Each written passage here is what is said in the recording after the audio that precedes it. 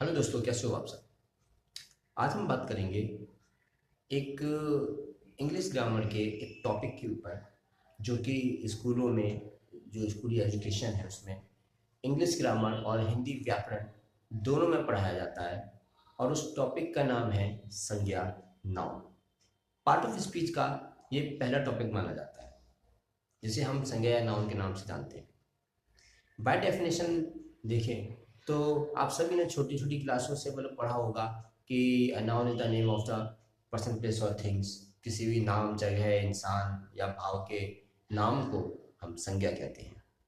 लेकिन ये एक छोटा सा टॉपिक, संज्ञा, कितना महत्वपूर्ण है और इसको समझना कितना महत्वपूर्ण है, तो इसी के ऊपर आज हम बात करेंगे। हम जो कुछ भी पढ़ते हैं वो इसलिए पढ़ते हैं ना, ताकि हम अपने आसपास के वातावरण से, आसपास के समाज से एक सामंजस्य बना सकें, प्रकृति के साथ एक सामंजस्य बना सकें, चेतना के तल के साथ एक सामंजस्य बना सकें। हम जिस चीज को जो भी कह रहे हैं, जिस चीज को जिस नाम से बुला रहे हैं, उस नाम का, उस शब्द का हमारे मन मस्तिष्क की पर बहुत गहरा प्रभाव पड़ता है। इसलिए बड़े बूढ़े कह गए कि अच्छा अच्छा बोलो, कोई भी नकारात्मक बातें मत बोलो।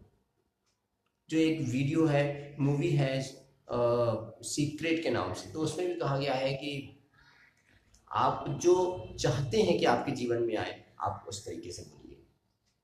और हम जो कुछ भी बोल रहे हैं वो कहीं ना कहीं कोई ना कोई आइडेंटिटी ही तो है। या तो हमारे भावों की आइडेंटिटी है, विचारों की अभिव्यक्ति है, आइडेंटिटी है, संज्ञा है, या किसी नाम की है, वस्तु की है, चीज की है, किसी न किसी की तो है। हम विचार भी करते हैं तो किसका करते हैं? किसी चीज का करते हैं, किसी इंसान का करते हैं, किसी तरीके के वातावरण का करते हैं। वातावरण जिसे हम महसूस कर सकते हैं वो भी तो एक भाव है। अल्टीमेटली हम जिस चीज का भी विचार कर रहे हैं वो भी तो एक संज्ञा है। विचार अपने आप में भी तो एक संज्ञा है। आप जिसमें ये वीडियो देख रहे हैं वो भी संज्ञा है, और जो देख रहा है वो भी संज्ञा है, जो बोल रहा है इस वीडियो में यानी कि मैं, वो भी संज्ञा है। इस तरीके से आप देखेंगे कि हम संज्ञा से ही चारों तरफ से जो है घिरे हुए हैं। आप जहां देखें वो संज्ञा है।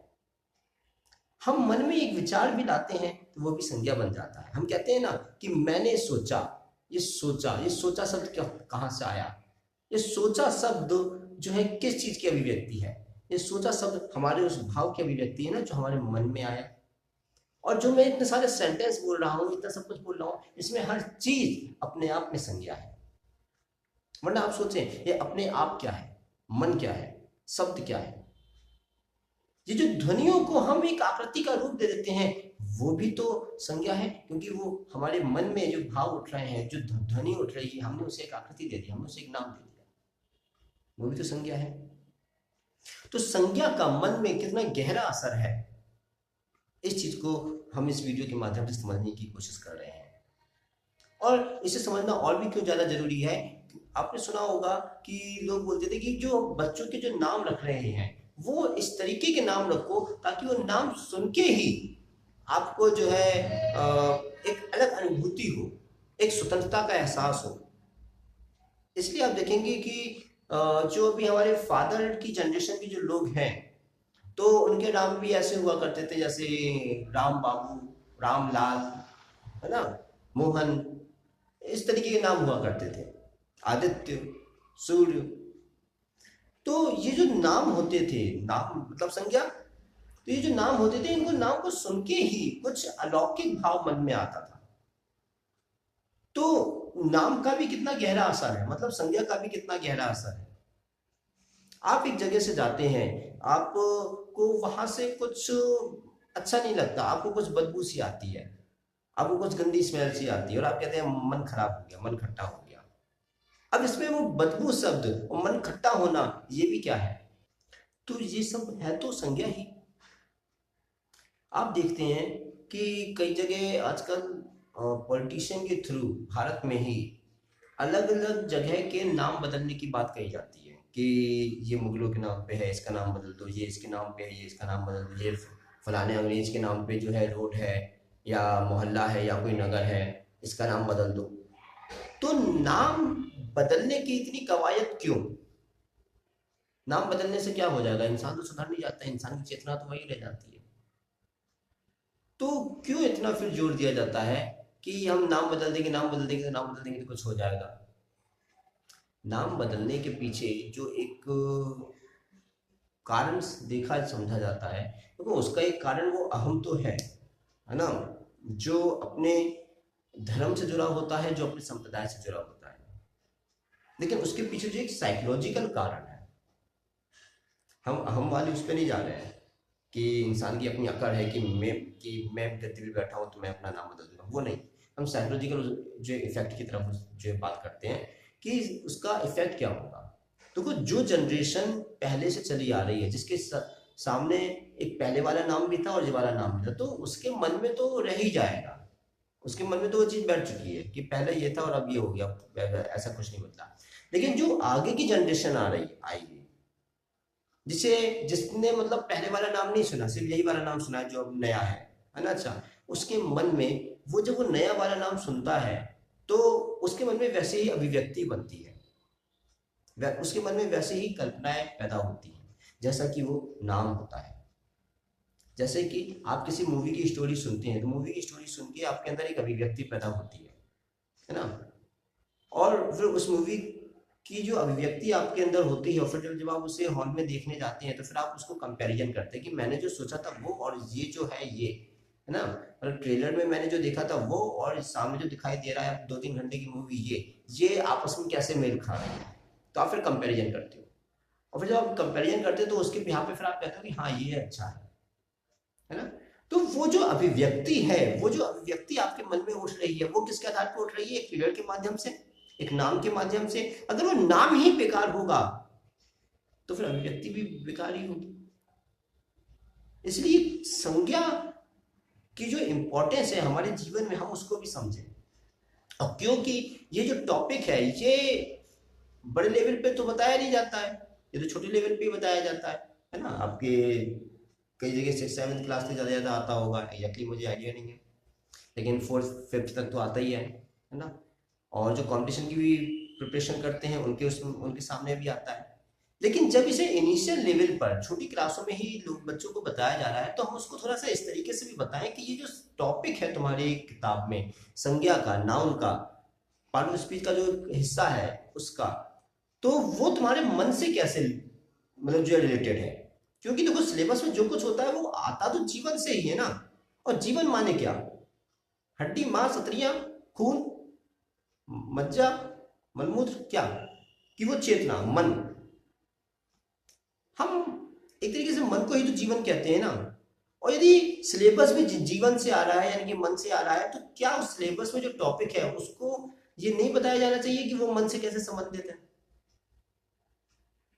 और यदि वो मन से संबंधित है और हम हर जगह ये कहते हैं कि भाई मन को आप जो है स्पिरिचुअलिटी की तरफ ले जाइए, आध्यात्मिकता की जो तरफ ले जाइए, तो फिर वो जो संज्ञा है, वो जो बाहरी दुनिया में जो हमने अलग अलग नाम रखे हुए हैं, अलग अलग उसको संज्ञाएं दी हुई हैं, जो पहचान दी हुई है, जो आइडेंटिटी दी हुई है, वो हम फिर सही करें।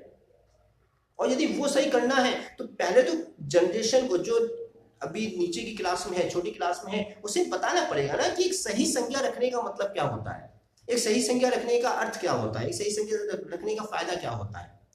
और यदि वो संज्ञा ही गलत हो जाए तो फिर उस संज्ञा के गलत हो जाने से फिर जीवन पे क्या गलत जो असर हो सकता है, मन पे क्या एक गलत असर हो सकता है। हम किसी बच्चे को, हम किसी स्टूडेंट को बार बार ये बोले कि कुछ नहीं आता, कुछ नहीं आता, कुछ नहीं आता, एक समय के बाद उसके मन में वो चीज बैठ जाएगी, हाँ मुझे कुछ नहीं आता, और जब कुछ नहीं आता तो मुझे कुछ करना भी नहीं है, तो फिर उसके अंदर की जो पॉसिबिलिटी हो सकती थी वो तो खत्म हो गई ना। क्यों? क्योंकि हमने उसके मन में बार बार वही संज्ञा डाल दी, तो ये कुछ नहीं आता। आइंस्टीन का किस्सा तो सभी को याद है ना कि भाई उनके स्कूल से उनको एक चिट्ठी देकर जो है भेज दिया गया था, और उनकी माँ ने कहा कि उन्होंने, तुम्हारे स्कूल वालों ने लिखा है कि तुम्हारा बच्चा बड़ा होनहार है और एक दिन बड़ा आदमी बनेगा, ऐसा कुछ लिखा था, है ना। और फिर उन्होंने बंद करके उसको एक जगह रख दिया। और फिर काफी समय के बाद जब आइंस्टीन ने उसको फिर से खोल के देखा, उस लेटर को, उस चिट्ठी को, तो उसमें लिखा था कि तुम्हारा लड़का तो बेकार है और हम इसे नहीं पढ़ा सकते, आप इसे ले जाइए। तो सोचिए वो जो संज्ञा थी, वो जो भाव था, वो जो बच्चे के मन में डाला, उसको बच्चे, उस भाव ने बच्चे को क्या बना दिया, तो बड़ा साइंटिस्ट बना दिया ना। तो ये जो संज्ञा का जो भाव है, संज्ञा का जो खेल है, ये भी अपने आप में बहुत इंपॉर्टेंट होता है। और इस तरीके से हम देखते हैं कि सिलेबस को स्पिरिचुअलिटी के साथ, मन के साथ जो रिलेट करना ही पड़ेगा, नहीं तो उस सिलेबस का जो अर्थ है जीवन के साथ वो हम कभी बता नहीं पाएंगे। और फिर वही हालत हो जाएगी कि बस क्लास पास करने के लिए, जैसे बच्चा पढ़ता है तो क्लास पास करने के लिए हमेशा पढ़ता है तो आगे भी पढ़ता रहेगा। उस सिलेबस में वो जो टॉपिक रखा गया है उस टॉपिक का मन से क्या लेना देना है, ये समझाना बहुत जरूरी है एज मच एज पॉसिबल, जहां तक हो सके। मैं ये नहीं कहता कि सभी टॉपिक को हम कनेक्ट कर पाएंगे, नहीं कर पाएंगे, लेकिन मैक्सिमम जो टॉपिक है उन्हें तो हम कनेक्ट, मतलब जिन टॉपिक को भी हम कनेक्ट कर सकते हैं उन्हें तो कम से कम करें। जैसे संज्ञा के माध्यम से मैंने आपके सामने ये बात रखी, संज्ञा को हम इस तरीके से बता सकते हैं। पहले के जो नाम होते थे वो बहुत अच्छे अच्छे होते थे, इसलिए आज हम सब नाम ही तो करते हैं। सब सूफी संतों ने कहा है कि नाम जप करो। नाम जप क्या? नाम जप करने से क्या हो जाएगा? और नाम भी तो अपनी एक आइडेंटिटी ही है, नाम भी तो संज्ञा ही है। नाम जप करो मतलब संज्ञा का जप करो, तो संज्ञा का जप क्यों करना है? क्योंकि वो जब हम संज्ञा का जप कर रहे हैं, एक पर्टिकुलर टाइप की संज्ञा का जप कर रहे हैं, तो मन में एक पर्टिकुलर के भाव पैदा हो रहे हैं, और मन के जो भाव पैदा हो रहे हैं जब वो बाहरी दुनिया में एग्जीक्यूट होंगे तो वो भी एक संज्ञा का ही रूप हो लेंगे। तो इस तरीके से हम देख सकते हैं कि संज्ञा संज्ञा को ही पैदा करती है। जैसे हम कहते हैं बिहेवियर लीड्स टू बिहेवियर, इसी तरीके से नाउन लीड्स टू नाउन, संज्ञा लीड्स टू लीड्स, संज्ञा लीड्स टू संज्ञा। संज्ञा संज्ञा को पैदा करती है, एनर्जी एनर्जी को पैदा करती है। तो इस तरीके से संज्ञा हमारे चारों तरफ फैली होकर भी हमारे अंदर भी है, हमें बहुत गहरे तरीके से प्रभावित करती है। तो हम उस नाउन के कंसेप्ट को समझे। एक जो छोटा सा कंसेप्ट है हमारे एकेडमिक सिलेबस में, और सभी ने जो है वो कंसेप्ट पढ़ा होता है, तो आप में से कितने लोगों को इस तरीके से बताया गया, नहीं बताया गया, आई डोंट नो, मैं नहीं जानता। लेकिन आप क्या सोचते हैं, मतलब कि क्या हमें एकेडमिक सिलेबस के इस तरीके के जो कुछ कंसेप्ट होते हैं तो उनको हमें मन के साथ रिलेट करके या स्पिरिचुअलिटी के साथ रिलेट करके बताया जाना चाहिए कि नहीं बताया जाना चाहिए, मतलब क्या करना चाहिए? तो इस बारे में आपके अपने विचार क्या हैं? आप अपने विचार हमें कमेंट बॉक्स में जरूर बताइएगा। देखिए, हम बस कोशिश कर रहे हैं कि कैसे एकेडमिक्स को अपने मन के साथ, कॉन्शियसनेस के साथ, चेतना के साथ, स्पिरिचुअलिटी के साथ कनेक्ट कर सकें। सीधी सिंपल सी एक बात है। क्योंकि जो एक बच्चा है जो अभी आंगनबाड़ी में जाता है, प्ले ग्राउंड, जो प्ले स्कूल में जाता है, जो कि एलकेजी यूकेजी में जाता है, वहां से लेकर 12th तक की जब वो पढ़ाई करता है, एक लंबा समय वो स्टूडेंट लाइफ में बिताता है, और वही समय होता है कि उसको एक पर्टिकुलर मोड में ढाला जा सकता है, उसके दिमाग को एक पर्टिकुलर तरीके से फंक्शन किया जा सकता है। आपने सुना होगा ना कि लोग ब्रेन वॉश कर देते हैं यार, वो भी तो एक उसके अगले के दिमाग को एक पर्टिकुलर वे में ढाल रहे हैं ना। तो जब वो नेगेटिव तौर पे ढाला जा सकता है दिमाग, तो हम पॉजिटिव तौर पे क्यों नहीं ढाल सकते? और जब वो 12-13 साल, बल्कि 18-19 साल एक स्टूडेंट लाइफ में जी रहा है, तो बहुत जरूरी है कि उस 18-19 साल में वो जिन चीजों से इंटरेक्ट कर रहा है, उसका सिलेबस, उसकी क्लास, उसके दोस्त, स्कूल एनवायरनमेंट, पूरा स्कूल इंडस्ट्री, एजुकेशन इंडस्ट्री, इसमें जो भी कंटेंट है उस कंटेंट को हम कॉन्शियसनेस के साथ, मन के साथ, स्पिरिचुअलिटी के साथ जो कनेक्ट कर सके, बता सके। अगर हम इसको इम्प्लीमेंट कर सकें तो हो सकता है कि आगे इसका बहुत गहरा असर दिखे। मैं ये नहीं कहता कि एक साथ दिखे, एक मतलब एकदम से दिख जाएगा, लेकिन जब वही जनरेशन अपने एक सामाजिक तौर पर प्रोफेशनल्स के रूप में, एम्प्लॉयबल के रूप में, एम्प्लॉयबल रिसोर्सेज के रूप में जो है जब मार्केट में उतरेगी, जब वही जनरेशन पेरेंट्स बनेगी, तो हो सकता है उसका असर दिखे। It may take approximately 30-34 of maybe 40 years, क्योंकि दो जनरेशन की साइकिल है। एक वो जनरेशन जहां से हम इसकी शुरुआत करेंगे, दूसरी वो जनरेशन जिसको हमने बताया है वो जब अपनी नेक्स्ट जनरेशन को बताएगी। तो कम से कम ये जो दो साइकिल की जो एक साइकिल है, ठीक है, दो जनरेशन की, तो जब ये कंप्लीट होगी तब मे बी कि उस तब कुछ असर दिखना स्टार्ट होगा। जब बाहर के लोगों ने भारत पे आक्रमण किया तो एकदम से पूरा कब्जा नहीं कर पाए थे ना। अंग्रेजों को भी जो है यहाँ पे अपना साम्राज्य स्थापित करने में कुछ समय लगा था। तो एकदम से कुछ नहीं हो गया था, एकदम से वो मतलब बाहर के जो लोग आए थे यहाँ पे आक्रमण करने के लिए या बिजनेस करने के लिए, वो भी एकदम से जो है कुछ नहीं कर पाए थे। तो हम ये भी नहीं कर पाएंगे एकदम से, लेकिन पॉसिबिलिटी है कि अगर हम इस तरीके से कुछ स्टार्ट करें, कम से कम एजुकेशन सेक्टर से, क्योंकि छोटी उम्र होती है, छोटी उम्र में ढल जाना आसान होता है, ढाल देना आसान होता है, इसीलिए तो लेट्स सी। मेरी तो अपनी तरफ से कोशिश चली रही है, बाकी आप इस बारे में क्या सोचते हैं आप हमें जो है कमेंट बॉक्स में जरूर बताइएगा। फिर मिलेंगे अगली नई वीडियो के साथ, किसी नए टॉपिक के साथ। तब तक के लिए धन्यवाद, अलविदा।